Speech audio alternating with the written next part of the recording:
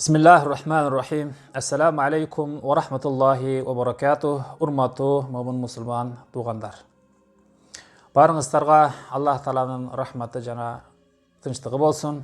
Сиздер менен мен Юсуп Сапиев, Бишкек шаарында Агургу конушундагы Нурлул Харамайн мечитинин имамы. Биз имам болгон соң, биздин артыбызда ар кандай катмардагы адамдар келип намаз окуйт. Жана биздин айткан осуят насаат шарияттарыбызды угат. Жума намазда айрыкча мейли ал депутат болсун, мейли ал чоң болсун, мейли ал катардагы жөнөкөй карапайым адам болсун. Аллахтын астындагы намазда жана баян кутбада алар бизди угат. Себеби биз ошону айтканга милдеттүүбүз жана укуктуубуз. Ошонун негизинде азыркы бийлик башына келгендерге өзүмдүн жараным катары, артымда намаз окуган киши катары кайрыла кетем. Тарыхта эки Умар өткөн. Биринчиси Умар бин Хаттаб разияллаху анху. Бул пайгамбарыбыз Мухаммад алейхиссаламдын экинчи орун басары. Ал ушундай адилеттүү жана чечкиндүү жана курч мүнөз жана мээримдүү ошол эле кезде айкөл башчы болгон, мусулмандардын башчысы. Өзүнүн доорунда өтө жупуну кийимдерин кийип, өзүнүн жардамчысын алып, кечинде элди кыдырат эле.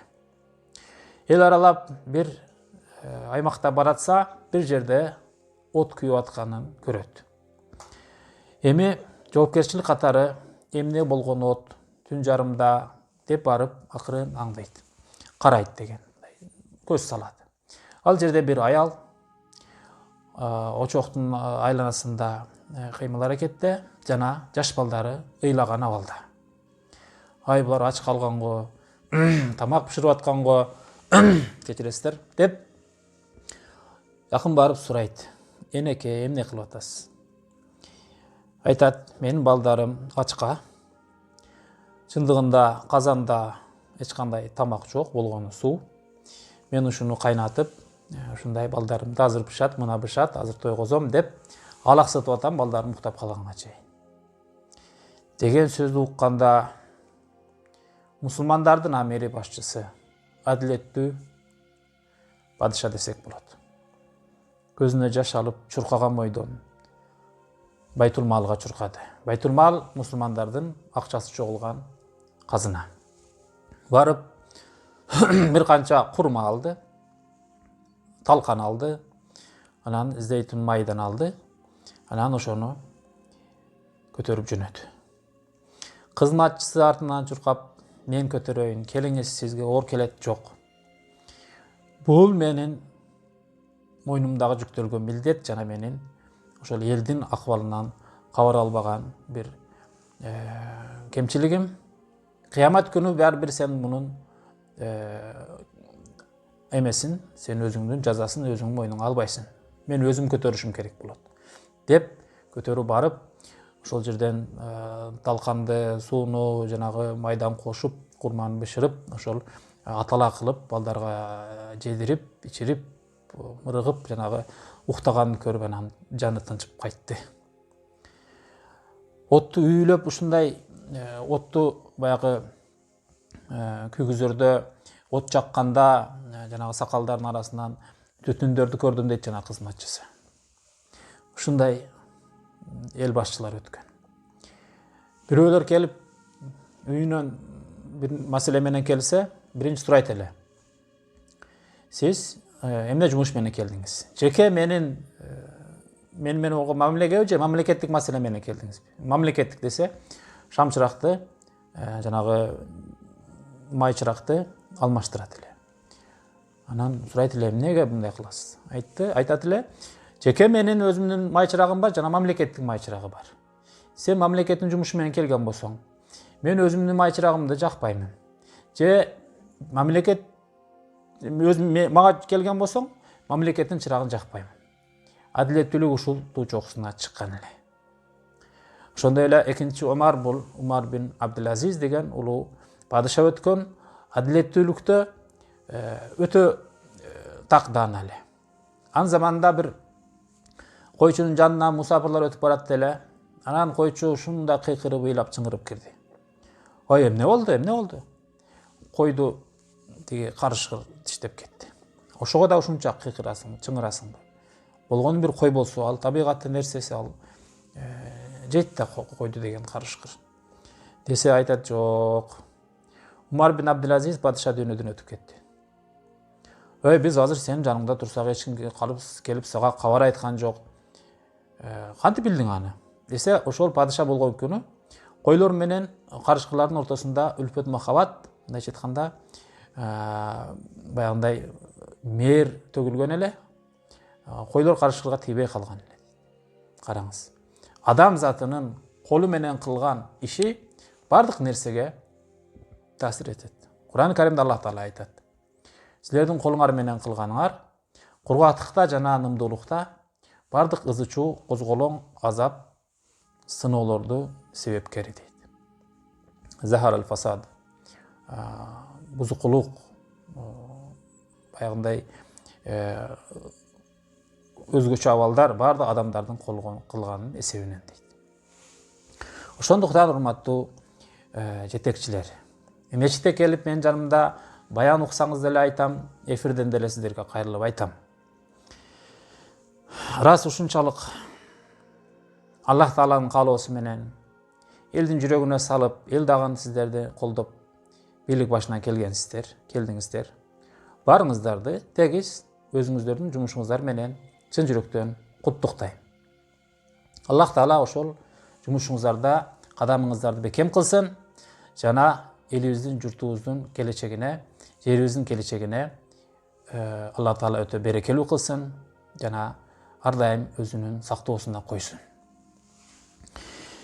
Эми бир болот жумушка келүү, анан 1 жыл, жарым жыл, 6 айда коррупцияга, кылмыштуу иштерге, шалаакылыкка шектелип, аныкталып, жумуштан кетип калуу. Келди, алкымын ачып койду, алдым жутумга киришип кетти. Элдин мактоосу менен, элдин колдоосу менен ар ким анын көзүн сагалап карап калды да, акчага нафсиси азгырылып кетти дагы. 1 жыл, 2 жылда кулап калды. Мындай тартип менен болбош керек. Эмне кылыш керек? Ансыз да азыр биздин кризис, биздин экономикада, биздин ден соолукта, биздин бардык тараптан кризисте. Ансыз деле жумуш бул орунга келгенге чейин жумушсуз эле жүргөндөр болду. Азыркы күнү Аллахтан коркуп, элдин кечеги кылган кылыктарын эске алып, эмне кылыш керек?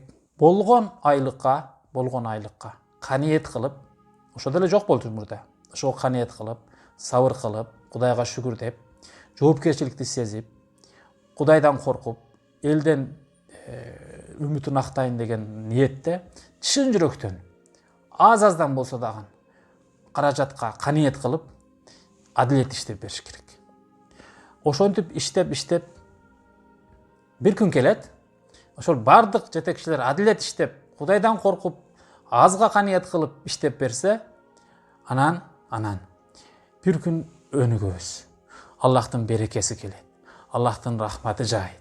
Эл оңолот, пейил оңолот, маданият оңолот, иман оңолот. Баарыбыз биргелешикте биз деле ошо адилеттүүлүктү айтып сайрап келебиз. Анан не болот? Аллахтын берекеси жааган жерде, ынтымак бар жерде ырыс бар дейт го. Ырыс жаагандан кийин анан сиздин дагы айлыгыңыз көбөйөт. Элге да жакшы, сизге да жакшы. Сиздин ошол айлыгыңыз.